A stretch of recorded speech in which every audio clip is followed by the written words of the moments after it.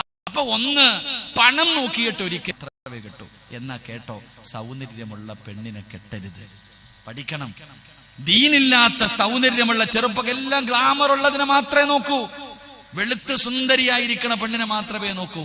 മോനെ, മുത്തുനബി പറഞ്ഞു, ദീനില്ലാത്ത സൗന്ദര്യമുള്ള പെണ്ണിനെ നീ വിവാഹം കഴിക്കരുത്, അവളുടെ സൗന്ദര്യം അവളെ നശിപ്പിച്ച് കളയുമെന്ന് ആദരവായ പ്രവാചകൻ നബി മുഹമ്മദ് മുസ്തഫ. എത്ര സത്യല്ലേ, എത്ര സത്യ. എന്നാലോചിക്കേ, പണ്ട് പെണ്ണ് കാണാൻ പോകുമ്പോ പയ്യൻ വീട്ടിൽ ആരെങ്കിലും വിളിച്ചുകൊണ്ട് പോകും, പ്രായമുള്ളവരെ. പ്രായമുള്ള ആരെങ്കിലും വിവാഹത്തിന് പോകുമ്പോ, വിവാഹ കല്യാണ ആലോചനയ്ക്ക് തന്നെ പോകുമ്പോ, പെണ്ണിന്റെ വീട്ടിലേക്ക് പോകുമ്പോ പ്രായ ഉപ്പായ ആരെങ്കിലും വിളിച്ചോണ്ട് പോകും. അങ്ങനെ ഇന്ന് അതൊക്കെ മാറി. ഇന്ന് പെണ്ണ് കാണാൻ പോകുമ്പോ വീട്ടിൽ നിന്ന് ആരെയും വിളിക്കത്തില്ല, പുറത്തുനിന്ന് 2 മലക്കുകളെ വിളിക്കും. ഈ റക്കീബ് അത്തീദിനെ പോലെ 2 കൂട്ടുകാരെ വിളിക്കും. 2 കൂട്ടുകാരെ വിളിച്ചിട്ട് പടച്ചവനെ പെണ്ണിന്റെ വീട്ടിൽ ചെല്ലും. അവിടെ വാപ്പ മക്കളെ ഒക്കെ വിളിച്ച് വീടിന്റെ അകത്തൊക്കെ കയറ്റി ഇരുത്തി അവസാനം കല്യാണ പെണ്ണ് ഒരുങ്ങിയിട്ട് ഈ വെള്ളമായിട്ട് വരും. നാരങ്ങ വെള്ളമൊക്കെ പിടിച്ചോണ്ട് വന്ന് ചായയൊക്കെ കൊണ്ടുവന്നിട്ട് മുന്നിലോട്ട് അങ്ങോട്ട് വെച്ചു കൊടുക്കും. അൽഹംദുലില്ലാ, പയ്യന്റെ നേരെയാ കൊണ്ട് കൊടുക്കണത്. അപ്പൊ പയ്യൻ ഇങ്ങനെ ഇവളെ ഒന്ന് നോക്കും, എന്നിട്ട് അടുത്തിരിക്കുന്നവന്റെ മുഖത്ത് ഇങ്ങനെ നോക്കും, അങ്ങോട്ടും ഇങ്ങോട്ടും. എന്റെ പ്രിയമുള്ളവരെ, ഇന്ന് വിവാഹം നടക്കുന്ന നിങ്ങൾ ശ്രദ്ധിച്ചോ, ഞാൻ കള്ളം പറയില്ല. പെണ്ണ് കാണാൻ പോകുന്നവന് അവൻ പെണ്ണിന്റെ മുഖത്ത് നോക്കിയിട്ട് അടുത്തിരിക്കുന്ന കൂട്ടുകാരന്റെ മുഖത്ത് നോക്കും. അവനാണെങ്കിൽ ഒരു സ്കാനിങ് ഇങ്ങനെ നിർത്തിയിട്ട് ഈ പെണ്ണിനെ ഒന്ന് നോക്കും. മുകൾ ഭാഗം മുതൽ അങ്ങ് താഴ്ഭാഗം വരെ നോക്കിയിട്ട് അവൻ പറയും, കൊള്ളാം, കുഴപ്പമില്ല, അളിയെ കെട്ടിക്കോളാൻ. അല്ലാഹു ഈമാൻ തരുമാറാകട്ടെ. ഇന്ന് ചെറുപ്പക്കാരെന്ന ഇവനാ പെണ്ണ് കെട്ടുന്ന, ഇവൻ ഇഷ്ടപ്പെട്ടോ എന്നല്ല നോക്കുന്നത്, അടുത്തവൻ നോക്കിയിട്ട് പറയണം കൊള്ളാമെന്ന് പറഞ്ഞാൽ സൗന്ദര്യ റാണിയാടാ, കെട്ടിക്കോടാ എന്ന് പറഞ്ഞ കെട്ടുക. മക്കളെ, സൗന്ദര്യമുള്ള ദീനില്ലാത്ത പെണ്ണിനെ കെട്ടരുത്. കെട്ടിയാൽ സൗന്ദര്യം അവളെ നശിപ്പിച്ചു കളയും, അഹങ്കാരിയാക്കി കളയും. അള്ളാഹു കാത്തിരക്ഷിക്കുമാറാകട്ടെ, അള്ളാഹു കാത്തിരക്ഷിക്കുമാറാകട്ടെ. 3 പുളിങ്കൊമ്പിലേ പിടിക്കാവൂ. പിടിച്ച അങ്ങനെയുണ്ടല്ലോ, നല്ല കുടുംബം നോക്കി നല്ല ടീമുകളെ നോക്കിയിട്ട്. ഇന്നത്തെ യുവതലമുറയുടെ ഏറ്റവും വലിയ വഴി, പെമ്മക്കളൊക്കെ കേട്ടോട്ടാ, ഇന്നത്തെ യുവതലമുറയുണ്ടല്ലോ, ഇന്നത്തെ ചെറുപ്പക്കാരുടെ ഏറ്റവും വലിയ ബുദ്ധി എന്തെന്നറിയോ? മേലനങ്ങാതെ പൈസ ഉണ്ടാക്കണം, മേലനങ്ങാതെ മരിക്കുന്ന കാലം വരെ സുഖിച്ച് ജീവിക്കണം. അതിനൊറ്റ വഴിയേ ഉള്ളൂ, പണമുള്ള ഒരുത്തന്റെ മോളെ അങ്ങ് വളച്ചാ മതി. അതന്നെ ഇന്നത്തെ സിസ്റ്റം. ഏറ്റവും വലിയ പണക്കാരന്റെ മകളെ വളച്ച് എടുത്തു കഴിഞ്ഞാൽ പിന്നെ ഖിയാമത്ത് നാൾ വരെ സുഖമായിട്ട് ജീവിക്കാം. ഇതാ ഇവരുടെ ധാരണ. എന്റെ പ്രിയപ്പെട്ട ചെറുപ്പക്കാര, ദീനില്ലാത്ത കുടുംബം അള്ളാഹു വലിയ കുടുംബമാണെന്ന് പറഞ്ഞ് നീ കയറി വിവാഹം കഴിച്ചാൽ നീ ആ കുടുംബത്തിൽ നാറും, നിനക്കൊരു വിലയും ഉണ്ടാകില്ല എന്ന് നബിയുനാ റസൂലുള്ളാഹി സ്വല്ലല്ലാഹു അലൈഹി വസല്ലം. അതുകൊണ്ട് എന്റെ പ്രിയമുള്ളവരെ, അള്ളാഹുവിന്റെ റസൂൽ അവിടെന്ന് പറഞ്ഞു, ഫളുഫറു ബിദാത്തിദ്ദീൻ, ദീനുള്ള പെണ്ണിനെ വേണം വിവാഹം കഴിക്കാൻ. മോനെ, അള്ളാഹുവിനെ ഭയന്ന് ജീവിക്കുന്ന ഒരു പെണ്ണിനെ വേണം വിവാഹം കഴിക്കാൻ. അള്ളാഹുവിന്റെ പ്രവാചകനെ പെട്ടെന്ന് പറഞ്ഞു തരുമ്പോൾ, എന്റെ പ്രിയമുള്ള സഹോദരാ, ദീനുള്ള ഉമ്മയുടെ വയറ്റിലെ നല്ല മക്കള് ജനിക്കാറുള്ളൂ. എന്റെ ഉമ്മമാരെ ഞാൻ കുറ്റപ്പെടുത്തുകയല്ല, നല്ല ഉമ്മമാരുടെ വയറ്റിലെ നല്ല മക്കള് ജനിക്കാറുള്ളൂ. ഒരു ചരിത്രം പറഞ്ഞു തരാ, ഒരു ചരിത്രം പറഞ്ഞു തരാ. പടച്ചവനെ, സാബിത്ത് ബിൻ ഇബ്രാഹിം എന്ന് പറയുന്ന ഒരു ചെറുപ്പക്കാരനുണ്ട്. അള്ളാഹുവിനെ ഭയന്നുകൊണ്ട് ജീവിക്കുന്ന ചെറുപ്പക്കാരനാണ് സാബിത്ത് ബിൻ ഇബ്രാഹിം. അള്ളാഹുവേ, പടച്ചവനെ, കഴിക്കാ ഭക്ഷണമില്ല, കിടന്നിട്ടുറക്കം വരുന്നില്ല, തന്റെ വീട്ടിൽ നിന്ന് വെളിയിലിറങ്ങുകയാണ്, ഭക്ഷണം തേടി നിറന്ന് ഒരു മനുഷ്യനും കൊടുക്കുന്നില്ല. അവസാനം സാബിത്ത് ബിൻ ഇബ്രാഹിം എന്ന് പറയുന്ന ചെറുപ്പക്കാരൻ അതാ വെള്ളം ഇങ്ങനെ നദി ഇങ്ങനെ ഒഴുകുമ്പോൾ ആ നദിയുടെ ഭാഗത്തുകൂടെ നടന്നു പോകുമ്പോൾ അവിടെ നിന്ന് തലകറങ്ങി അങ്ങ് താഴെ വീഴുകയാ. അവിടെ നിന്ന് തളർന്നു വീണു. പടച്ചവനെ, ഇങ്ങനെ അതാ സാബിത്ത് ബിൻ ഇബ്രാഹിം എന്ന് പറയുന്ന ചെറുപ്പക്കാരൻ ആ പുഴയുടെ ചാരത്തിങ്ങനെ തളർന്നു കിടക്കുമ്പോ വെള്ളത്തിലൂടെ അതാ ഒരു പഴമിങ്ങനെ ഒഴുകി വരികയാണ്. വെള്ളത്തിലൂടെ ഒരു ആപ്പിൾ ഇങ്ങനെ ഒഴുകി വരികയാണ്. സാബിത്ത് ബിൻ ഇബ്രാഹിം എന്ന് പറയുന്ന ചെറുപ്പക്കാരൻ പടച്ചവരെ ഇത് കണ്ടപ്പോ, അല്ലാഹുവേ, വിശപ്പാണല്ലോ, പട്ടിണിയാണല്ലോ, വെള്ളത്തിലൂടെ ഒഴുകി വരുന്ന ആപ്പിൾ എടുത്തിട്ടങ്ങ് കഴിക്കാൻ തുടങ്ങി. അതാ പകുതി തന്റെ വയറിന്റെ ഉള്ളിലേക്ക് കടന്നു ചെന്നു. അപ്പോഴാണ് ബുദ്ധി വർക്ക് ചെയ്യാൻ തുടങ്ങിയത്. സാബിത്ത് ബിൻ ഇബ്രാഹിം എന്ന് പറയുന്ന ചെറുപ്പക്കാരന്റെ കണ്ണ് നിറയാൻ തുടങ്ങി, കൈകാലുകൾ വിറയ്ക്കാൻ തുടങ്ങി. ഖസുറ ദുനിയാ വൽ ആഖിറ. അല്ലാഹുവേ ഹറാമ് തിന്നുപോയല്ലോ, അല്ലാഹുവേ ഹറാമ് തിന്നുപോയല്ലോ, ആരുടേതാണെന്നറിയില്ലല്ലോ, എന്റെ ദുനിയാവും ആഖിറവും പോയല്ലോ. നിലവിളിച്ചുകൊണ്ട് ഓടുകയാണ്. ഒരു പദാ അതാ വെള്ളത്തിലൂടെ ഒഴുകി വന്ന ഒരു ആപ്പിളിന്റെ പകുതി കടിച്ചതിന്റെ പേരില് യുവത്വത്തിന്റെ നടുവിലൂടെ നടന്നു പോയ ഈ ചെറുപ്പക്കാരൻ കടന്ന് വിളിച്ചു കൂവിയിട്ട് ഓടുകയാണ്. അവസാനം പുഴയ്ക്കെതിരെ ഓടുകയാണ്. എവിടെ നിന്നാണ് ഈ പടം വീണത്? ആരുടെ പറമ്പിൽ നിന്നാണ് പടം വീണത്? ഒരുപാട് ദൂരമങ്ങ് സഞ്ചരിക്കുകയാണ്. അവസാനം ഒരു തോട്ടം കണ്ടുപിടിച്ചു. സാബിത്ത് ഇബ്നു ഇബ്രാഹിം എന്ന് പറയുന്ന ചെറുപ്പക്കാരൻ തോട്ടത്തിന്റെ അകത്തേക്ക് കടന്നു ചെന്നു. അതാ അവിടെ നിന്ന് കരഞ്ഞുകൊണ്ട് അതിനകത്ത് കണ്ട മനുഷ്യനോട് പറഞ്ഞു, എനിക്ക് പൊരുത്തം തരണം, അനുവാദമില്ലാതെ കഴിച്ചുപോയി, വിശപ്പിന്റെ കാഠിന്യത്താൽ അറിയാതെ കഴിച്ചു പോയതാ. എന്റെ പ്രിയമുള്ളവരെ, ആ മനുഷ്യൻ പറഞ്ഞു, എനിക്ക് പൊരുത്തം തരാനുള്ള അവകാശമില്ല. കാരണം ഞാൻ ഇതിന്റെ മുതലാളിയല്ല, ഞാൻ ഇവിടത്തെ ജോലിക്കാരനാണ്. എന്റെ മുതലാളിയുടെ വീട്ടിലേക്ക് പോകണമെങ്കിൽ 3 ദിവസം ഇവിടെ നിന്ന് സഞ്ചരിച്ചാലേ പോകാൻ കഴിയൂ. സാബിത്ത് ഇബ്നു ഇബ്രാഹിം എന്ന് പറയുന്ന ചെറുപ്പക്കാരൻ പറയുകയാണ്, 300 കൊല്ലം നടക്കേണ്ടി വന്നാൽ എന്റെ കയ്യിലിരിക്കുന്ന ഈ ആപ്പിളിന്റെ പകുതി കടിച്ചതിന്റെ പൊരുത്തം ചോദിക്കാ. എത്ര കൊല്ലം നടക്കാനും ഞാൻ തയ്യാറാ. അവിടെ നിന്ന് അവസാനം പറഞ്ഞു കൊടുത്ത വഴിയിലൂടെ അല്ലാഹുവേ ദിവസങ്ങളോളം സഞ്ചരിച്ചു. സാബിത്ത് ഇബ്നു ഇബ്രാഹിം എന്ന് പറയുന്ന ചെറുപ്പക്കാരൻ ആ തോട്ടത്തിന്റെ മുതലാളിയുടെ വീടിന്റെ മുന്നിലെത്തി. ഒരു പ്രായമുള്ള മനുഷ്യനെ കാണുകയാ. അവിടെ നിന്ന് കരഞ്ഞുകൊണ്ട് സംഭവം മുഴുവനും പറഞ്ഞു, എനിക്ക് പൊരുത്തം തരണേ, എനിക്ക് പൊരുത്തം തരണേ. ആ മനുഷ്യൻ ചിന്തിച്ചു, അല്ലാ, കഴിച്ച ഒരു പഴത്തിന്റെ പൊരുത്തം ചോദിക്കാതെ ഇത്രയും ദൂരം സഞ്ചരിച്ച് ഇവിടെ വരെ വരണമെങ്കിൽ ഈ പാവപ്പെട്ടവനൊരു സാധാരണ മനുഷ്യനല്ല. അവിടെ നിന്ന് പറഞ്ഞു, ഞാൻ പൊരുത്തം തരാ, പക്ഷേ ഒരു കണ്ടീഷൻ ഉണ്ട്, ഒരു കണ്ടീഷൻ ഉണ്ട്. എന്റെ പൊന്നുമകളെ നീ വിവാഹം കഴിക്കണം.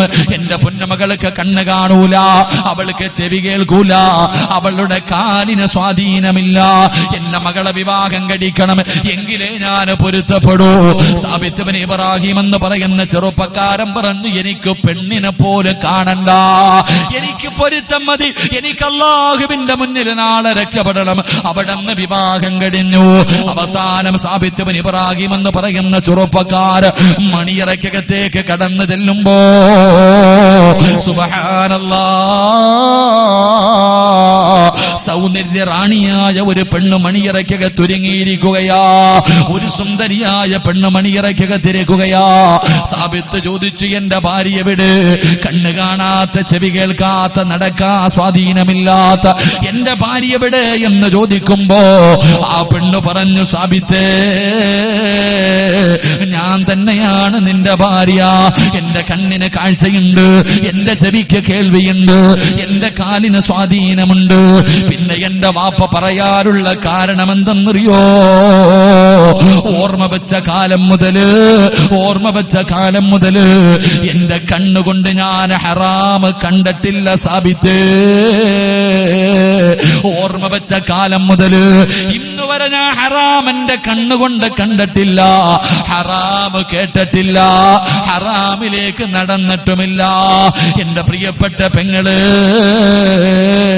ആ പെണ്ണാരായിരുന്നെന്നറിയോ? അല്ലാഹുവിനെ ഭയന്ന് ജീവിച്ച പെണ്ണാ. അവള് കാമുകന്റെ ചിത്രം കാണുന്നവളല്ല, നഗ്നചിത്രങ്ങൾ കാണുന്നവനല്ല, ആവശ്യമില്ലാത്ത സിനിമയും സീരിയലും കാണുന്നവളല്ല. അല്ലാഹുവേ, ഹറാമ് കാണാത്ത പെണ്ണായിരുന്നു. പാതിരാത്രി മുഴുവനും കാമുകൻ പറയുന്ന പച്ച സെക്സ് കേൾക്കാത്തവളാ, മണിയറ രഹസ്യം വരെ പങ്കുവെക്കാത്തവളാ, അല്ലാഹുവേ കാമുകന്റെ കൂടെ കറങ്ങാത്തവളാ. ആ പെണ്ണ് അല്ലാഹുവിനെ ഭയന്ന് ജീവിക്കുന്ന ഒരു പെണ്ണായിരുന്നു. ഭാര്യയും ഭർത്താവും അല്ലാഹനെ പേടിച്ച് ജീവിച്ചവരാ.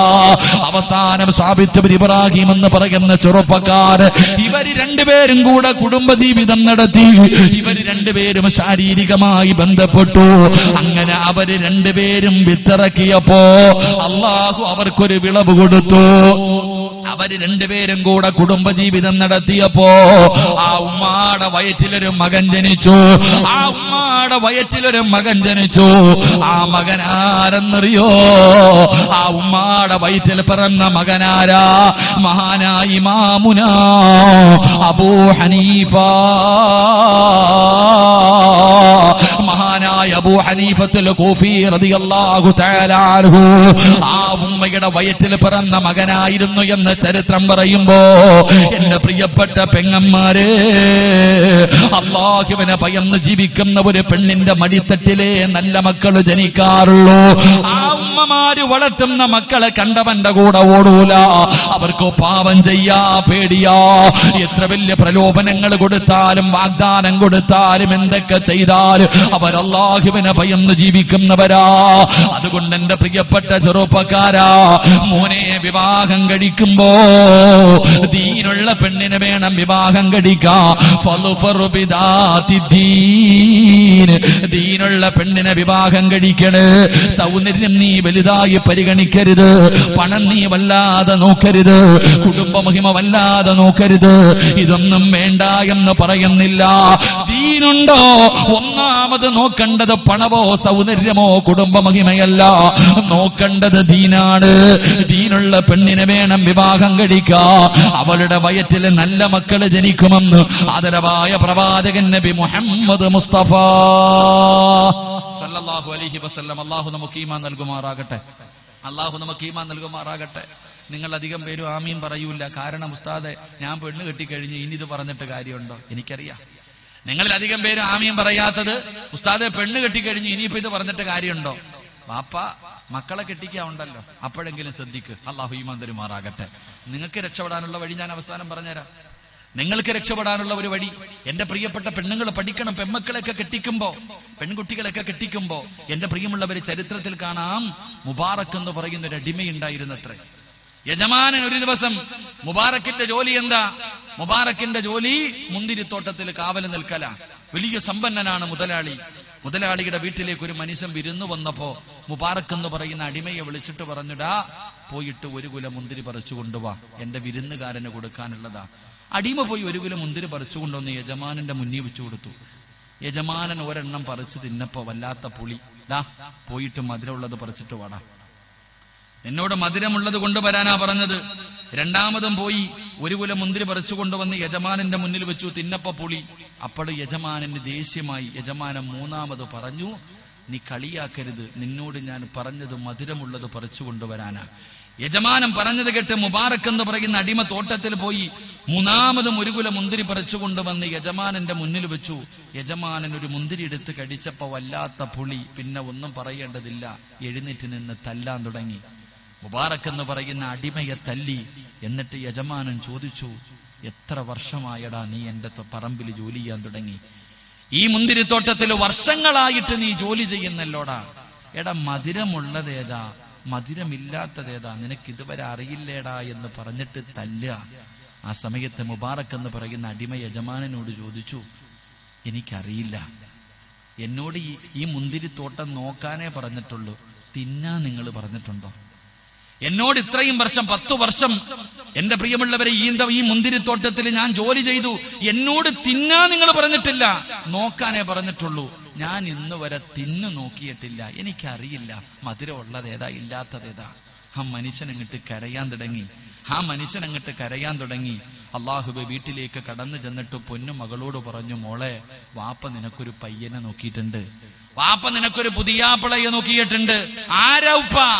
നമ്മുടെ പറമ്പിൽ ജോലി ചെയ്യണ മുബാറക്ക. ഉപ്പ എന്തേ ഉപ്പ ആ മനുഷ്യനെ തെരഞ്ഞെടുത്ത്? മോളെ, ഇവനെക്കാലം നല്ല ഒരുത്തനെ എന്റെ ജീവിതകാലം മുഴുവനും തെരഞ്ഞാൽ എനിക്ക് പറ്റൂല. അള്ളാഹുവേ, ആ സമയത്ത് മകൾ വാപ്പ നടന്ന സംഭവങ്ങൾ മുഴുവനും പറഞ്ഞു കൊടുത്തപ്പോ ആ മകള് പറഞ്ഞു, വാപ്പായ്ക്ക് ഇഷ്ടമാണെങ്കിൽ എനിക്ക് അത് തന്നെ മതി. അതാ പെമ്മക്കള്. നിന്റെ മോളൊരു ദിവസം വീട്ടിൽ കയറി വന്നിട്ട് പറയും, ഉമ്മ, എനിക്ക് ഓനായിട്ട് നല്ല സ്നേഹവാ, കെട്ടിച്ചു വിട്ടേക്കണം. ഇന്ന് 18 തികഞ്ഞവള് 18 തികയാൻ കാത്തു നിൽക്ക. 18 തികഞ്ഞു കഴിഞ്ഞാൽ പിന്നെ നിയമമൊക്കെ അനുകൂലമല്ലേ? വീട്ടിൽ കയറി വന്നിട്ട് പറയും, എനിക്ക് അവനെ ഇഷ്ടമാ, വിവാഹം കഴിച്ചു തരണം. വാപ്പ ചോദിക്കും, മോളെ, അവൻ നമ്മുടെ ജാതി പോലും, അതൊന്നും എനിക്കറിയത്തില്ല, എനിക്ക് ഓനെ മതി, കെട്ടിച്ചു വിട്ട നാണക്കേടില്ല, ഇല്ലെങ്കിൽ ഞാൻ പോകും. അള്ളാഹു കാത്തിരക്ഷിക്കുമാറാകട്ടെ. ഇതാ അവസ്ഥ.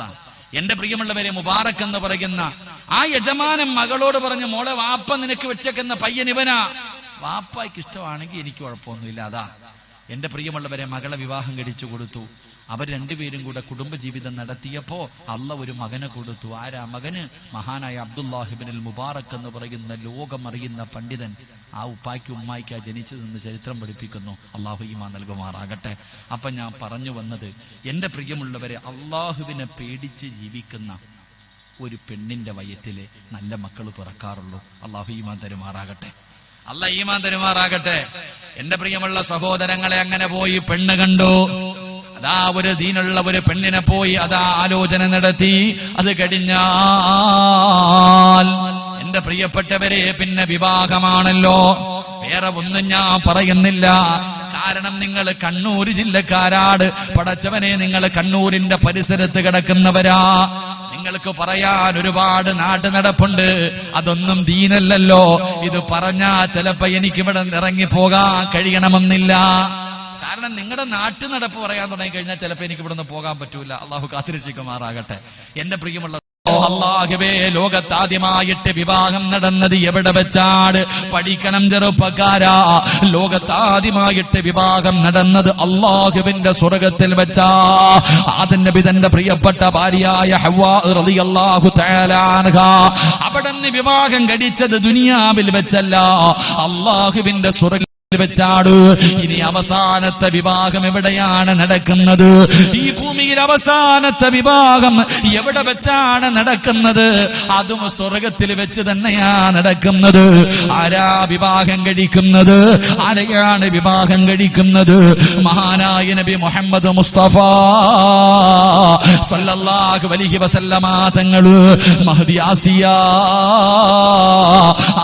ബീബി റളിയല്ലാഹു തആല അൻഹാ, മറിയം ബീബി റളിയല്ലാഹു തആല അൻഹാ, ഇവരെ രണ്ടുപേരെയും വിവാഹം കഴിക്കുന്നത് സ്വർഗത്തിൽ വെച്ചാ. അപ്പൊ ആദ്യത്തെ വിവാഹം നടന്നതും സ്വർഗത്തിലാണ്, അവസാനത്തെ വിവാഹം നടക്കുന്നത് സ്വർഗത്തിലാ. സ്വർഗത്തിൽ നിന്ന് തുടങ്ങി സ്വർഗത്തിൽ അവസാനിക്കുന്ന ഒരു അമലാണ് നിക്കാഹ്. സംസ്കാരവും ബാക്കിയുള്ളതൊക്കെ പുറത്താണ്. എങ്കിലും സ്വർഗത്തിൽ നിന്ന് തുടങ്ങി സ്വർഗത്തിൽ അവസാനിക്കുന്ന ഏക കാര്യം നിക്കാഹാണ്. അതുകൊണ്ടാണ് നിക്കാഹിന് പങ്കെടുത്തവർക്ക് ഇബാദത്തിന്റെ കൂലി കിട്ടുന്നത്.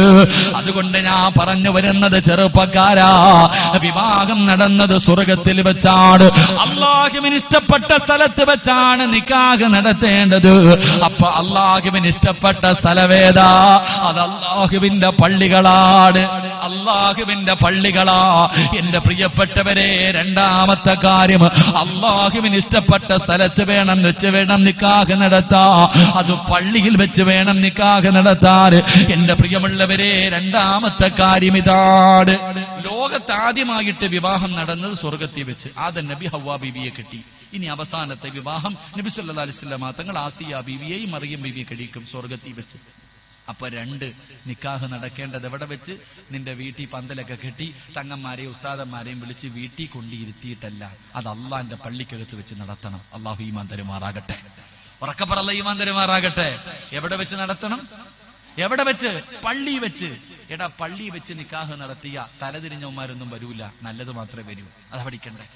വിവാഹം എവിടെ വെച്ച്? അള്ളാന്റെ പള്ളി വെച്ച് നടത്തി നോക്ക്. നിക്കാഹ് പടച്ചവന്റെ പള്ളിക്കകത്ത് പടച്ചവനെ നടത്തി നോക്ക്. അവിടെ വരുന്നവര് നല്ലവരെ വരൂ. ഈ പടക്കം പൊട്ടിക്കുന്നവനും അമിട്ട് പൊട്ടിക്കുന്നവനും അവിടെ വരൂലല്ലോ. അവിടെ അനാചാരവും വിളിയും കൂവലും ബഹളമൊന്നുമില്ലല്ലോ. എന്റെ പ്രിയമുള്ളവരെ, രണ്ട് വിവാഹം നടത്തേണ്ടത് എവിടെ വെച്ചാണ്? അല്ലാഹുവിന്റെ പള്ളിക്കകത്ത് വെച്ചാണ് നിക്കാഹ് നടത്തേണ്ടത്. പക്ഷേ ഇന്നത്തെ നിക്കാഹിന്റെ വേദികളെ കുറിച്ച് പറയാൻ നാവിന് തന്നെ നാണക്കേടാണ്.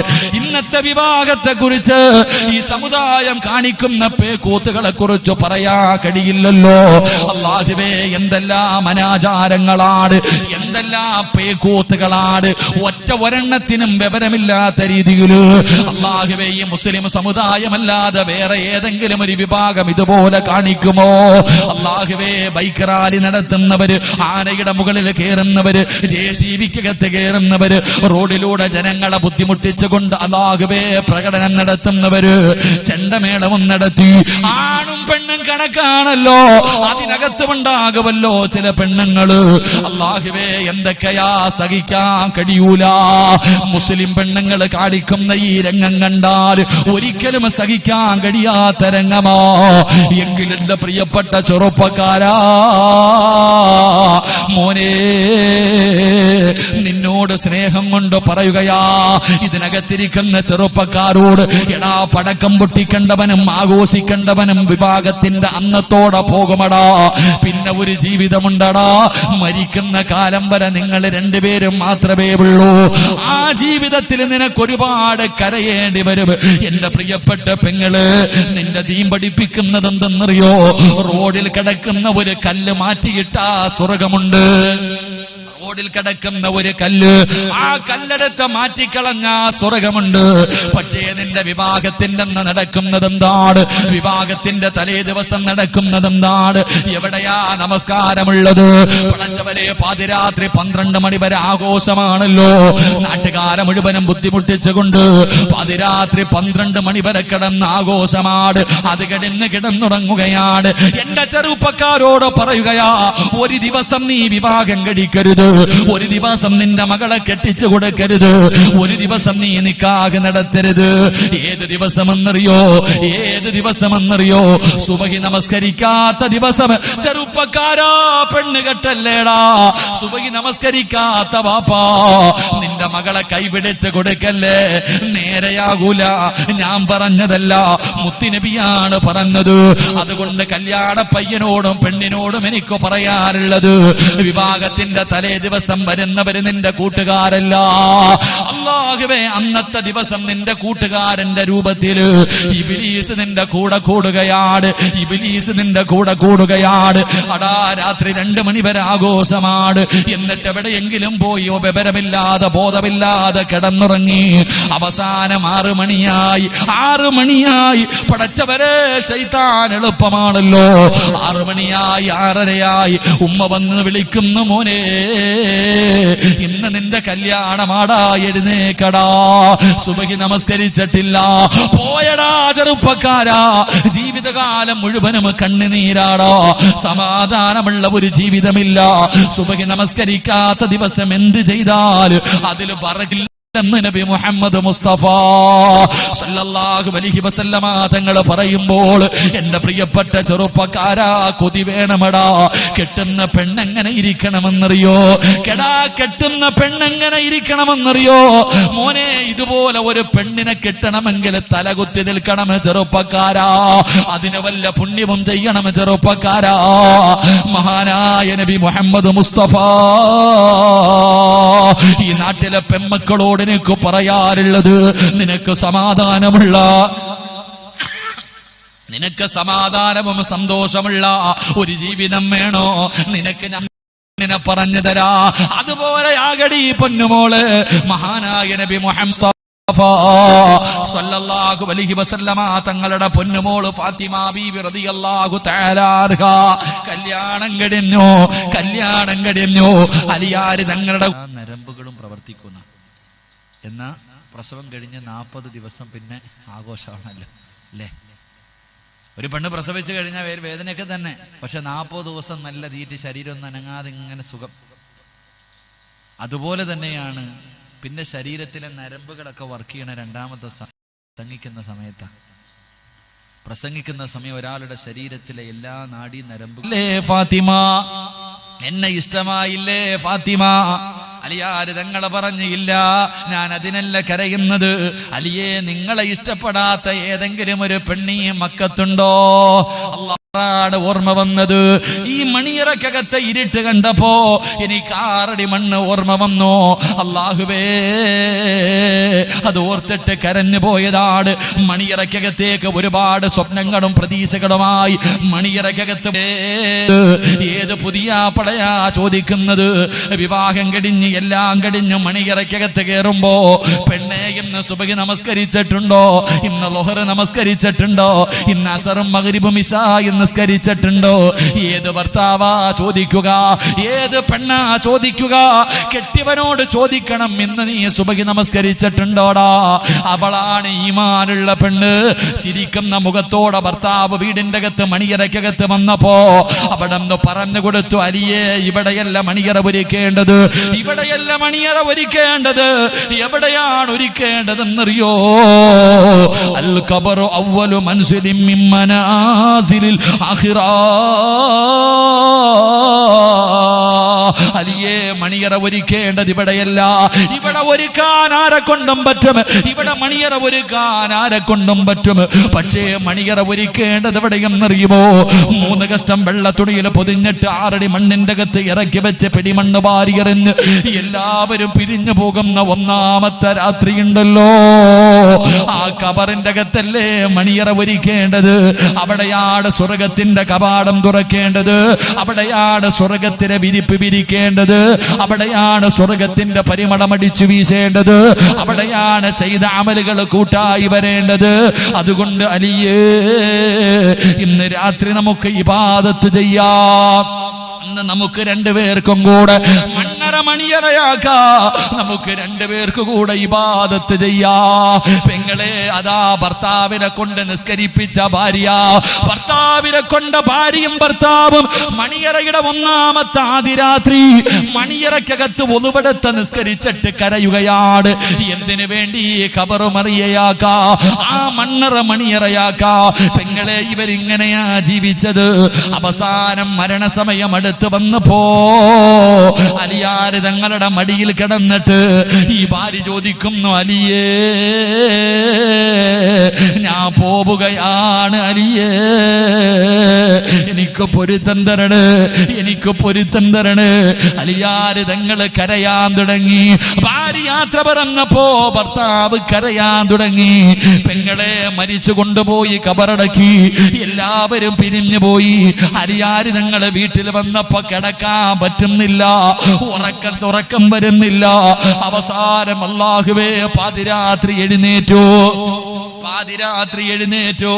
ജന്നത്തിൽ ബഖീൽ ഭാര്യയുടെ ഖബറിന്റെ ചാരത്ത് ചെന്നു. പാതിരാത്രി ഭാര്യയുടെ ഖബറിന്റെ ചാരത്ത് ചെന്നിട്ട് അലിയാര് തങ്ങൾ പറഞ്ഞു, ഫാത്തിമ, അസ്സലാമു അലൈക യാ ഫാത്തിമ. ഖബറിന്റെ ചാരത്ത് നിന്ന് സലാം പറഞ്ഞു. സലാം അടക്കുന്നില്ല. ആദാ അലിയാര് തങ്ങൾ ചോദിച്ചു, ഫാത്തിമ, എന്നോട് പിണങ്ങിയോ? ജീവിച്ചിരിക്കുന്ന ഭാര്യയോട് ചോദിക്കുന്നത് പോലെ ഖബറിന്റെ അകത്ത് കിടക്കുന്ന ഭാര്യയോട് ചോദിച്ച്, എന്നോട് പിണക്കമാണോ? പിണങ്ങല്ലേ ഫാത്തിമ, ഇത്ര പെട്ടെന്ന് എന്നെ മറന്നുപോയോ? എന്റെ സലാം മടക്കു ഫാത്തിമ. പെങ്ങളെ, ജീവിതമതാ. അതുകൊണ്ട് എന്റെ ചെറുപ്പക്കാരോട് പറയുകയാ, വിവാഹത്തിന്റെ അന്ന് നാട്ടുകാരുടെ മുഴുവനും പ്രാക്ക് വേടിച്ചാൽ, നാട്ടുകാർ മുഴുവനും നിന്നെ ശപിക്കുന്ന ദിവസം നിന്റെ വിവാഹ ദിവസമാ. എത്ര പേരെ ബുദ്ധിമുട്ടിക്കുന്നടാ, എന്തെല്ലാം പേക്കൂത്തുകൾ കാണിക്കുന്നടാ. ഈ ജനങ്ങളുടെ മുഴുവനും പ്രാക്ക് വാങ്ങിയ ദിവസം, നിന്നെ എല്ലാവരും ശപിച്ച ദിവസം, കുടുംബജീവിതം തുടങ്ങിയ നല്ല മക്കളെ കിട്ടുവോ? അതുകൊണ്ട് എന്റെ പ്രിയപ്പെട്ടവരോട് പറയുകയാ, വിവാഹപ്രായമെത്തിയ മക്കളെ, എത്ര വലിയ പണക്കാരന്റെ മകളാണെങ്കിലും എവിടെ വെച്ച് നിക്കാഹ് നടത്തണം? വാശി വേണമടാ. ഞാൻ അള്ളാന്റെ പള്ളിക്കകത്ത് വെച്ച് നിക്കാഹ് നടത്തൂ. 2 നല്ല മക്കളെ കിട്ടണമെങ്കിൽ 2ാമത്തെ കാര്യം, നിന്റെ നിക്കാഹ് പള്ളിയിൽ വെച്ച് നടത്തണേ. അല്ലാഹുവേ, അതിനുള്ള ഈമാൻ നൽകണേ അല്ലാ.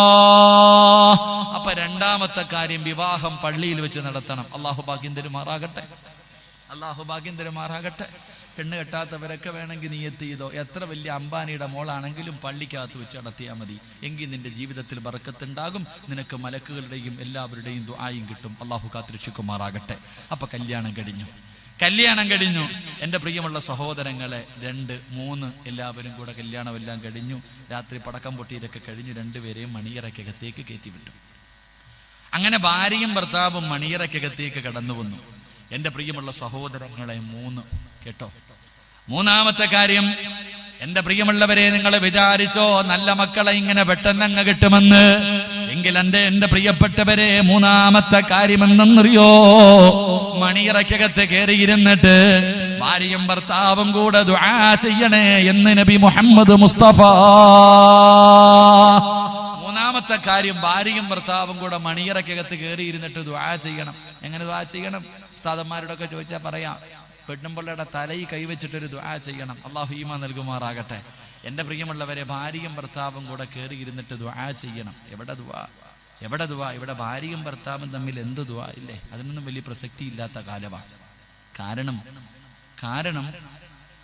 ചോദിക്കാനും പറയാനും ഒന്നുമില്ലല്ലോ. എല്ലാം നേരത്തെ ചോദിച്ചും പറഞ്ഞും വെച്ചിരിക്കുകയല്ലേ. ഉള്ള കാര്യം പറഞ്ഞാൽ, എൻ്റെ പ്രിയപ്പെട്ടവരെ, ഭാര്യയ്ക്കും ഭർത്താവിനും ചോദിക്കാനില്ല. ഇവന്റെ അടിവസ്ത്രത്തിന്റെ അളവ് എത്രന്ന് വെച്ചാൽ അവള് പറഞ്ഞു തരും. അത്രയ്ക്ക് നേരത്തെ പറഞ്ഞു വെച്ചിരിക്കുക. അള്ളാഹു കാത്തിരക്ഷിക്കുമാറാകട്ടെ. പ്രായമുള്ളവർ ക്ഷമിക്കണം കേട്ടാ. കാരണം ഇത് പറയാതിരിക്കാൻ കഴിയില്ലല്ലോ. നിങ്ങൾ ആലോചിക്കേ, സ്കൂളിൽ പഠിക്കുന്ന 10ാം ക്ലാസ്സിൽ പഠിക്കുന്ന +1 പഠിക്കുന്ന മകളുടെ ഫോണിൽ ഒരു മിസ് കോള് കണ്ട നീ ചോദിക്കും, ആരാ? ഓ, എന്നെ അടിയെന്നറിയോ? എന്തിനാടി നീ അവൻ്റെ കൂടെ ബൈക്കിൽ കയറി പോയത് എന്ന് പറഞ്ഞിട്ട് മകളുടെ ഫോണിൽ ഒരു കോള് വന്ന, ഓ, അപ്പായും ഉമ്മായും കൂടപ്പുറപ്പിന്റെ ഒക്കെ ഈമാൻ കണ്ടാ വിചാരിക്കവൻ അള്ളാടെ അടുത്ത ആളാന്ന്. അത്ര കിടിയാ. കെട്ടിയിട്ട് അടി, നീ പഠിക്കാൻ പോണ്ടടി, മുടിയൊക്കെ കുത്തിപ്പിടിച്ച് ഭിത്തിയിലൊക്കെ ഇടിക്കും. നല്ലതാട്ടാ, കുഴപ്പം. അല്ലെങ്കിൽ വന്ന് സ്വർണ്ണമൊക്കെ ഇട്ടു പോയി, ഇത്ര ചെയ്തുള്ളൂ. അത് കഴിഞ്ഞ് ഇവൻ വീട്ടിൽ പോയിട്ട് രാത്രിയാകുമ്പോൾ അങ്ങോട്ട് വിളിക്കും ഉമ്മയുടെ ഫോണിൽ. ഉടനെ ഉമ്മ കൊണ്ടുപോകും. ഉമ്മ തന്നെ ഫോൺ കൊണ്ടുകൊടുക്കുന്ന മോളെ നിന്നെ വിളിക്കുന്നു, വ്യഭിചരിച്ചോ?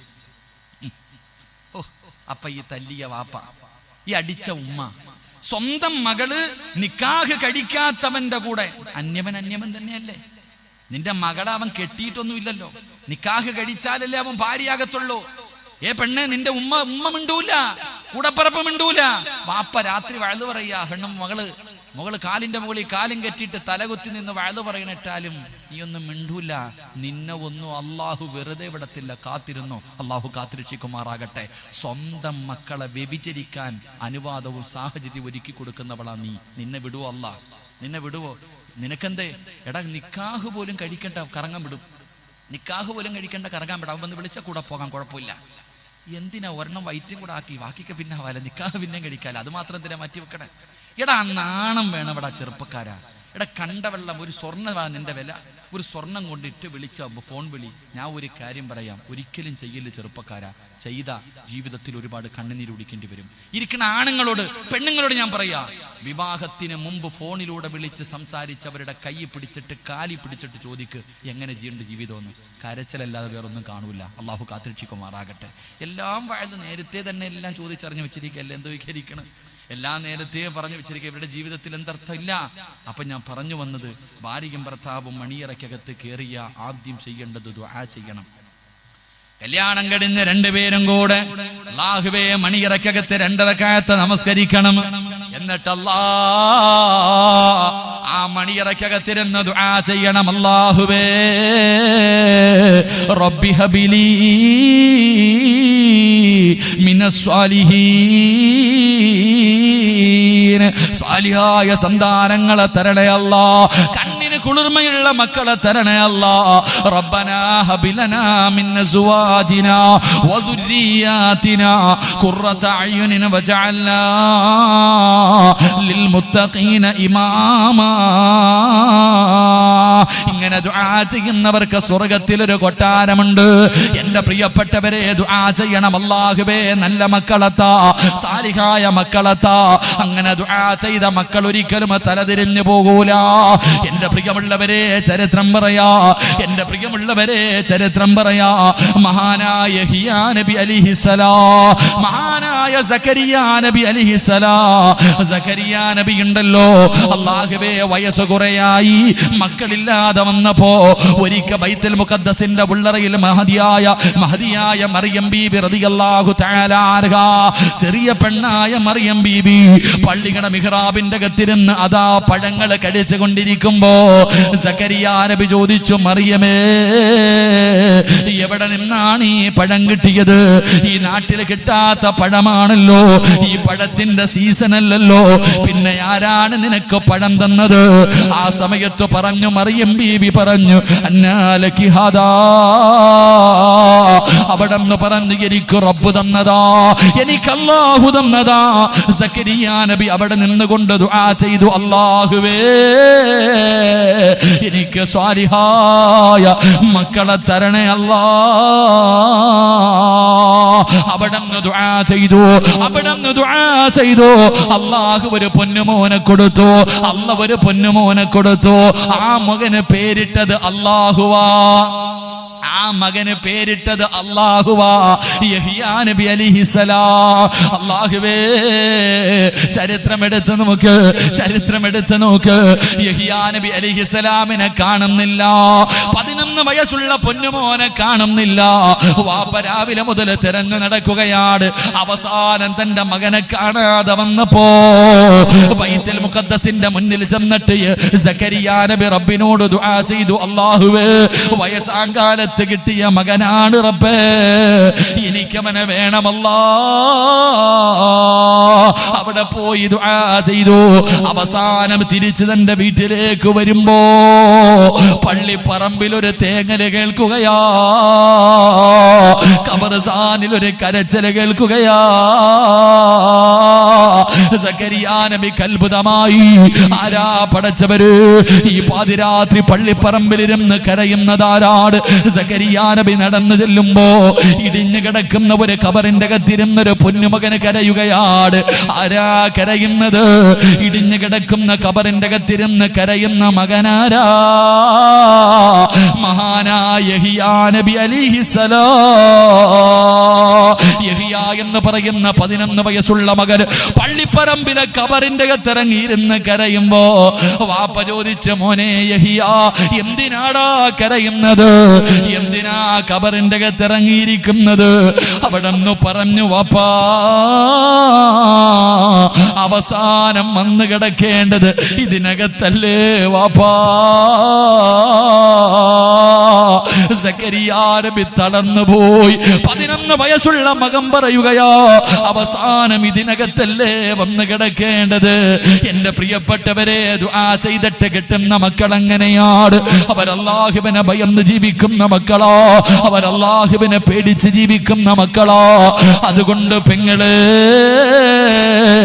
രണ്ടാമത്തെ കാര്യം എന്തെന്നറിയോ? മൂന്നാമത്തെ കാര്യം എന്തെന്നറിയോ?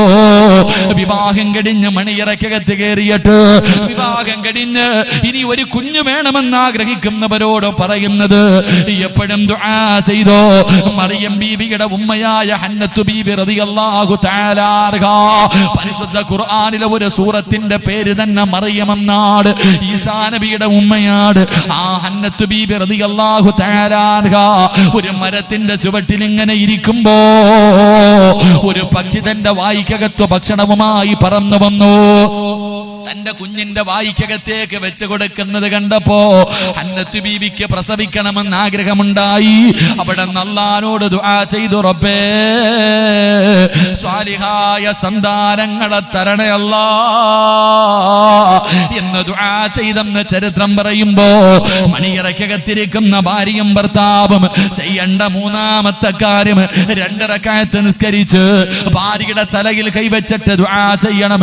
പരസ്പരം രണ്ടുപേരും കൂടെ മണിയറക്കകത്തിരുന്നിട്ട് അല്ലാഹുവോട് പറയണമല്ലാ, സാലിഹായ സന്താനങ്ങളെ തരണേ എന്ന് ദുആ ചെയ്യണേ എന്ന് മുത്തുനബി മുഹമ്മദ് മുസ്തഫ സല്ലല്ലാഹു അലൈഹി വസല്ലമ തങ്ങൾ പറയുകയാ. വിശദീകരിക്കുന്നില്ല. നാലാമത്തെ കാര്യം എന്തെന്നറിയോ? ഇന്നമൽ അഅമാലു ബിന്നിയാ സ്വലാത്ത്. നീയത്ത് നന്നാക്കണേ, നീയത്ത് നന്നാക്കണേ. അത് വലിയ പ്രയോജനമുള്ള കാര്യമാണെന്ന് നബി മുഹമ്മദ് മുസ്തഫ സല്ലല്ലാഹു അലൈഹി വസല്ലം. നാലാമത്തെ കാര്യം നീയത്ത് നന്നാക്കണം. ഇതങ്ങനല്ല, കല്യാണം കഴിഞ്ഞു, ഭാര്യയും ഭർത്താവും കൂടെ മണിയറയ്ക്കകത്ത് ഇരിക്കുമ്പോൾ തന്നെ പെണ്ണുമ്പിള്ള പറയും, എനിക്ക് 5 കൊല്ലം കഴിഞ്ഞിട്ട് മക്കളെ മതി, എനിക്കിപ്പോഴെങ്കിലും പ്രസവിക്കാൻ വയ്യ, എനിക്ക് അടിച്ചു പൊളിക്കണം, എനിക്ക് അടിച്ചു പൊളിക്കണം, ഇപ്പോഴെങ്കിലും വേണ്ട. അവസാനം പൊട്ടനെ ലോട്ടറി അടിച്ച പോലെ ഒന്നിനെ കിട്ടിയ ഡോക്ടർ പറയുമ്പോണ്ട് ഞാൻ തിരിച്ചു ഡോക്ടർ എത്തിക്കഴിഞ്ഞാൽ പോകാൻ പോട്ടെ, ഒരു സംശയം തീർക്കാണ്ട്. എൻ്റെ പ്രിയ രണ്ടാമത്തെ കാര്യം, എന്തിനും ഒരു മര്യാദയാണ്. അള്ളാഹു ഈമാൻ തരുമാറാകട്ടെ. എല്ലാവരും നേരെ ഇരുന്നേ, നേരെ ഇരി. ഉറങ്ങണ താത്തമാരൊക്കെ ഒന്ന് എഴുന്നേറ്റ്. എൻ്റെ പ്രിയമുള്ള സഹോദരങ്ങളെ, ഒന്നാമത്തെ കാര്യം ഇപ്പൊ ഉദാഹരണമുണ്ട്. എന്തിനും ഒരു മര്യാദയുണ്ട്. കക്കൂ ആര് കഴിക്കും? ഉറക്കപ്പുറ ആര് കഴിക്കും? ശൈത്താൻ കഴിക്കും, ഇല്ലേ? കഴിക്കും. ശാരീരികമായി ബന്ധപ്പെടുന്ന സമയത്ത് ബിസ്മി പറയാതെ ബന്ധപ്പെട്ടാൽ ശൈത്താൻ കൂടും. ഭാര്യയും ഭർത്താവും ശാരീരികമായി ബന്ധപ്പെടുന്ന സമയത്ത് അവിടെ നിന്ന് ബിസ്മി പറഞ്ഞില്ലെങ്കിൽ അവിടെ ശൈത്താൻ കൂടും. അവസാനം പിന്നെ ശൈത്താന്റെ മോനെ എന്ന് വിളിച്ചിട്ട് കാര്യമില്ല. അള്ളാഹു കാത്തുരക്ഷിക്കുമാറാകട്ടെ. ഉറക്കപ്പറ, അള്ളാഹു ഈമാൻ നൽകുമാറാകട്ടെ. ഇല്ലേ? പിന്നെ ഉമ്മ തന്നെ ചോദിക്കുക, എന്താ ശൈത്താന്റെ സ്വഭാവം? കാരണം നീ തന്നെ പറയണമായിരുന്നു, നിന്റെ ജോലിയല്ലേ. ഒരു നല്ല കാര്യം ഏത് സമയത്തും ബിസ്മി പറഞ്ഞുകൊണ്ട് തുടങ്ങണമെന്നല്ലേ. അപ്പൊ നിങ്ങൾ കുടുംബ ജീവിതത്തിൽ പാലിക്കേണ്ട ഒന്നാമത്തെ കാര്യം ബിസ്മി പറയണേ എന്ന് നബി മുഹമ്മദ് മുസ്തഫ. 2, ഭാര്യയുടെ ദുആ ചെയ്യണം. ഒരു ദുആയുണ്ട്. ഭാര്യയും ഭർത്താവും ശാരീരികമായി ബന്ധപ്പെടുന്ന സമയത്ത് ദുആയുണ്ട്. 3 പരസ്പരം നിങ്ങൾ ഔറത്ത് കാണാൻ പാടില്ല. അള്ളാഹു നമുക്ക് ഈമാൻ നൽകുമാറാകട്ടെ. ഭാര്യയും ഭർത്താവും ഔറത്ത് കാണാൻ പാടില്ല. അപ്പൊ നിങ്ങൾ ചോദിക്കും, പിന്നെ എന്റെ പെണ്ണുമ്പിള്ളയുടെ ശരീരം എനിക്കല്ലാതെ പിന്നെ ആർക്കുള്ളതാ? ചോദ്യതാ. അള്ളാഹു ഈമാൻ തരുമാറാകട്ടെ. എന്തുകൊണ്ട് ഇൻഷാ അല്ലാഹ് ഞാൻ പറയാം. അപ്പൊ ഞാൻ പറഞ്ഞു, ഏറ്റവും കുറഞ്ഞത് 1 ബിസ്മി പറയണം. 2 ദിവസം പടച്ച്. എന്റെ പ്രിയമുള്ള സഹോദരൻ, നിന്റെ പ്രിയപ്പെട്ട ഭാര്യ ഗർഭിണിയാണെന്നറിഞ്ഞാൽ നീ ആദ്യം ചെയ്യേണ്ടത് എന്തെന്നറിയോ? അള്ളാഹുവിന്റെ പ്രവാചകൻ അവിടെന്ന് പറയുകയാ, നീ റബ്ബിനോട് ദുആ ചെയ്യണം മോനെ. അല്ലാഹുവേ, ഹന്നത്തു ബീബി റളിയല്ലാഹു തആല അൻഹ നല്ല മക്കളെ കിട്ടാ ദുആ ചെയ്തു. അവസാനം അവിടെന്ന് ഗർഭിണിയാണെന്നറിഞ്ഞപ്പോ ഹന്നത്തു ബീബി അല്ലാഹുവോട് പറഞ്ഞതെന്തെന്നറിയോ? അല്ലാഹുവേ, എന്റെ വയറ്റിൽ കിടക്കുന്ന കുഞ്ഞിനെ നിന്റെ പള്ളിക്ക് ഞാൻ കൊടുത്തേക്കാമല്ലാ. ഇൻഷാ അല്ലാഹ്. ഇനി പറയണോ നിർത്തണോ? പറയണമെന്ന് ആഗ്രഹമുള്ളവർ കൈവക്കിക്ക്. ശരി, അല്ലാഹു ഈമാൻ നൽകി അനുഗ്രഹിക്കുമാറാകട്ടെ. അടികൊള്ളുന്നത് ചെണ്ട, പണം വാങ്ങുന്നത് ചെണ്ട. ഒരു പഴഞ്ചൊല്ലില്ലേ, പണം വാങ്ങുന്നത് തൊണ്ട പറ്റി വാഴ് പറയുന്ന ഉസ്താദിന് പച്ചവെള്ളം, കേൾക്കാൻ വന്നവർക്കൊക്കെ കട്ടൻ കാപ്പി. ശരി, അള്ളാഹു ഹൗദുൽ കൗസർ നൽകി അനുഗ്രഹിക്കുമാറാകട്ടെ. അള്ളാഹു ഹൗദുൽ കൗസറിലെ വെള്ളം കുടിക്കാൻ ഭാഗ്യം നൽകുമാറാകട്ടെ. എൻ്റെ പ്രിയമുള്ള സഹോദരങ്ങളെ, ശരി, ഇത്തിരി കൂടെ കേട്ട് പ്രസവം വരെ പറയാം ഇൻഷാ അല്ലാഹ്. പ്രസവം വരെ പറഞ്ഞിട്ട് ഞാൻ നിർത്താം കേട്ടോ. എന്തായാലും പകുതി വെച്ചിട്ട് പോണേ ശരിയല്ലല്ലോ. എൻ്റെ പ്രിയമുള്ള സഹോദരങ്ങളെ, സഹോദരിമാരെ, അങ്ങനെ പെണ്ണ് ഗർഭിണിയായി ഹോസ്പിറ്റലിൽ പോയി. ഡോക്ടർമാർ പറയും അനങ്ങരുത്. ഡോക്ടറിനെ ഇരുത്തിയിട്ട് കൊല്ലല്ലേട്ടാ, എൻ്റെ അത് മനസ്സിലാവും. ഡോക്ടർമാര് പറയും റെസ്റ്റ് എടുക്കണം. പിന്നെ അല്ലാഹു അഅലം, പിന്നെ തലയിലും ഇല്ല കാലിലും ഇല്ല, കൊണ്ടുപോയിട്ട് ബെഡ്റൂമിൽ കൊണ്ട് കിടത്തിയിട്ട് പറയും കുളിക്കാനും ഭക്ഷണം കഴിക്കാനും ബാത്റൂമിൽ പോകാൻ എഴുന്നേറ്റാൽ മതി, എൻ്റെ മോൾ ഇവിടെ ഇരിക്കരുത്, എല്ലാം മുന്നിലെത്തും. എൻ്റെ പ്രിയമുള്ള സഹോദരങ്ങളെ, എൻ്റെ പ്രിയപ്പെട്ട സഹോദരിമാരെ, പ്രസവത്തിന് ശേഷമല്ല മക്കളെ നന്നാക്കേണ്ടത് കേട്ടോ. ഗർഭിണികൾ കേൾക്കണം, ഗർഭിണികളായ പെണ്ണുങ്ങൾ കേൾക്കണം. എൻ്റെ പ്രിയമുള്ള സഹോദരങ്ങളോട്, എൻ്റെ പ്രിയപ്പെട്ട സഹോദരിമാരോട്, നിനക്ക് സമയം പോകാറില്ലല്ലോ. സമയം പോകാത്തത് കാരണം പടച്ചവനെ കുറെ നേരം മൊബൈലിൽ കുത്തും, പിന്നെ TV കണ്ടുകൊണ്ടിരിക്കും, സീരിയൽ കണ്ടുകൊണ്ടിരിക്കും. എൻ്റെ പ്രിയപ്പെട്ട പെങ്ങളെ, നീ ഗർഭിണിയായിരിക്കുന്ന സമയം മുതലാണ് നിന്റെ മക്കളെ നന്നാക്കാൻ തുടങ്ങേണ്ടതെന്ന് നബി മുഹമ്മദ് മുസ്തഫ സല്ലല്ലാഹു അലൈഹി വസല്ലമ തങ്ങൾ പറയുകയാ. ഗർഭിണിയായിരിക്കുന്ന സമയം ഒരു പെണ്ണ് പ്രത്യേകമായിട്ട് സൂക്ഷിക്കണം. ഒരു പെണ്ണ് ഏറ്റവും കൂടുതൽ സൂക്ഷിക്കേണ്ട സമയം ഗർഭിണിയായിരിക്കുന്ന സമയം. കാരണം നിന്റെ സ്വഭാവമായിരിക്കും നിന്റെ കുഞ്ഞിനുണ്ടാവുക. ഒരു പെണ്ണിന്റെ സ്വഭാവം 100-ൽ 75% സ്വഭാവവും നിന്റെ സ്വഭാവമായിരിക്കും. അള്ളാഹു നമുക്ക് ഈമാൻ നൽകി അനുഗ്രഹിക്കുമാറാകട്ടെ. വയറ്റിന്റെ അകത്ത് കിടക്കണ ചങ്ങാതി എല്ലാം പഠിച്ചുകൊണ്ടിരിക്കുക. നീ ഗർഭിണിയായിരിക്കുന്ന സമയം ഏറ്റവും കൂടുതൽ മൊബൈലിൽ കളിച്ചിട്ടുണ്ടെങ്കിൽ 1 വയസ്സുള്ള കുഞ്ഞിനെ പൊക്കുമ്പോ വാപ്പാടെ പോക്കറ്റിൽ നിന്ന് ഫോൺ പൊക്കിയിട്ടുണ്ടാകും, ഉറപ്പാ. നീ ഏറ്റവും കൂടുതൽ ടിവിയുടെ ഫ്രണ്ടിലാണ് സമയം ചെലവഴിച്ചതെങ്കിൽ കൊച്ചു ടിവിയുടെ മക്കളായി നിന്റെ മക്കൾ മാറും. അള്ളാഹു കാത്തിരക്ഷിക്കുമാറാകട്ടെ. ഞാൻ വെറുതെ പറഞ്ഞതല്ല, സംശയമുള്ള ഒരു ഡോക്ടറോട് ചോദിച്ചാൽ മതി. എന്റെ പ്രിയപ്പെട്ടവരെ, ഉദാഹരണം ഞാൻ പറഞ്ഞു തരാം. അങ്ങനല്ലേ ഡോക്ടർ? എന്താ ഡോക്ടർ അങ്ങനല്ലേ? ഉദാഹരണം ഞാൻ പറഞ്ഞു തരാം. ഏത് പൊടി കുഞ്ഞിനെ, കരയുന്ന ഏത് കുഞ്ഞിനെ കയ്യിലെടുത്ത് വെച്ചിട്ട് ഇങ്ങനെ ആട്ടിയാലും കുഞ്ഞിന്റെ കരച്ചിൽ മാറുവോ? നിങ്ങളോട് ചോദിക്കുന്നില്ല, മാറുവോ? ഏത് കരയുന്ന കുഞ്ഞിനെ എടുത്ത് കയ്യിൽ വെച്ചിട്ട് ഇങ്ങനെ ആട്ടിയാലും കുഞ്ഞുറങ്ങോ? കുഞ്ഞിന്റെ കരച്ചിൽ മാറുവോ? മാറും. ഇതാര് പഠിപ്പിച്ചു? ഏത് സ്കൂളിൽ നിന്നാ പഠിച്ചേ? ഏത് സ്കൂളിൽ നിന്നാ പഠിച്ചേ? മലക്ക് പഠിപ്പിച്ച? നീ പഠിപ്പിച്ച? ഇല്ലല്ലോ. ഏത് കുഞ്ഞിനെ കയ്യിൽ വെച്ച് ഇങ്ങനെ ആക്കിയാലും കുഞ്ഞിന്റെ കരച്ചിൽ മാറും. അതിന്റെ കാരണം എന്തെന്നറിയോ? ഹോസ്പിറ്റലിൽ പോയപ്പോ ഡോക്ടർ പറഞ്ഞു, നിന്റെ വയറ്റിൽ വെള്ളമില്ല പറഞ്ഞില്ലേ? നിന്റെ വയറിന്റെ അകത്ത്, ഈ വെള്ളത്തിന്റെ അകത്ത് കിടന്ന് ഈ കുഞ്ഞിങ്ങനെ ആടി പഠിച്ചിട്ടുണ്ട്. അതുകൊണ്ടാ ഉമ്മ കൈ കൊണ്ട് ഇങ്ങനെ ആക്കുമ്പോ കുഞ്ഞുറങ്ങുന്നത്, കുഞ്ഞിന്റെ കരച്ചിൽ മാറുന്നത്. അള്ളാഹു ഈമാൻ തരുമാറാകട്ടെ. അപ്പൊ വയറ്റിന്റെ അകത്ത് ഇത് കടന്ന് അങ്ങനെ ആടുന്നത് പഠിക്കണമെങ്കിൽ ബുദ്ധി വേണ്ടേ? നിന്റെ വയറിന്റെ അകത്ത് കിടന്ന് നീ കടന്നപ്പോഴും ഈ കുഞ്ഞ് ആടി പഠിച്ചത് കൊണ്ടല്ലേ കൈ കൊണ്ട് ഇങ്ങനെ ആക്കിയപ്പോ കരച്ചിൽ നിർത്തിയത്, ഉറങ്ങിയത്. അത് മനസ്സിലാക്കാൻ കുഞ്ഞിന് പറ്റുമെങ്കിൽ നീ ബാക്കി ചെയ്യണ കാര്യമൊന്നും മനസ്സിലാക്കാൻ പറ്റൂലല്ലോ. അള്ളാഹു ഈമാൻ തരുമാറാകട്ടെ. അതുകൊണ്ട് ഞാൻ പറയുകയാ, ഗർഭിണിയായിരിക്കുന്ന സമയം, അതുകൊണ്ടാ പണ്ടുള്ള ഉമ്മമാര് പറഞ്ഞത് നല്ലത് മാത്രമേ ചെയ്യാൻ പാടുള്ളൂ. നല്ലത് മാത്രമേ ചെയ്യാൻ പാടുള്ളൂ. ഖുർആനോത്, നല്ല കാര്യങ്ങൾ ചെയ്യും. കാരണം എന്ത്? നിന്റെ വയറ്റിന്റെ അകത്ത് കിടക്കുന്ന കുഞ്ഞിതൊക്കെ കാണുന്നുണ്ട്. നിന്റെ സ്വഭാവം നിന്റെ മക്കൾക്ക് ഉണ്ടാകാൻ സാധ്യതയുണ്ട്. അതുകൊണ്ട് നീ സൂക്ഷിക്കണേ എന്ന് പഴയ പ്രായമുള്ളവർ പറഞ്ഞത് വെറുതെയല്ല. അതുകൊണ്ട് എന്റെ പ്രിയമുള്ളവരോട് പറയുകയാണ്, മഹാനായ ഇമാമുനാ സാഫി റളിയല്ലാഹു തആല അൻഹു, സാഫി റളിയല്ലാഹു തആല അൻഹുവിന്റെ ചരിത്രം എടുത്ത് നോക്ക്. പടച്ചവനെ, നമ്മുടെ മക്കളെ LKG-യിൽ വിടുന്ന പ്രായത്തിലാണ് അല്ലാഹുവിന്റെ ഖുർആൻ മുഴുവനും കാണാതെ പഠിച്ചത്. ആ ഖുർആനിന്റെ അർത്ഥവും പഠിച്ചത്. മക്കളെ LKG-യിൽ വിടുന്ന സമയത്താണ്. 5 വയസ്സിന്റെ പ്രായത്തില് എങ്ങനെയാ ഖുർആൻ പഠിച്ചത്? ഉമ്മാടെ വയറ്റിൽ കിടന്ന് ഖുർആൻ കേട്ട് മോള്. ഗർഭിണിയായിരുന്ന സമയത്ത് ഉമ്മ ഒരുപാട് ഖുർആൻ ഓതിയതാണ്. വയറിന്റെ അകത്ത് കിടന്ന് സാഫി റളിയല്ലാഹു തആല അൻഹു ഉമ്മ ഓതുന്ന ഖുർആൻ കേട്ട് വളർന്ന മകനാ.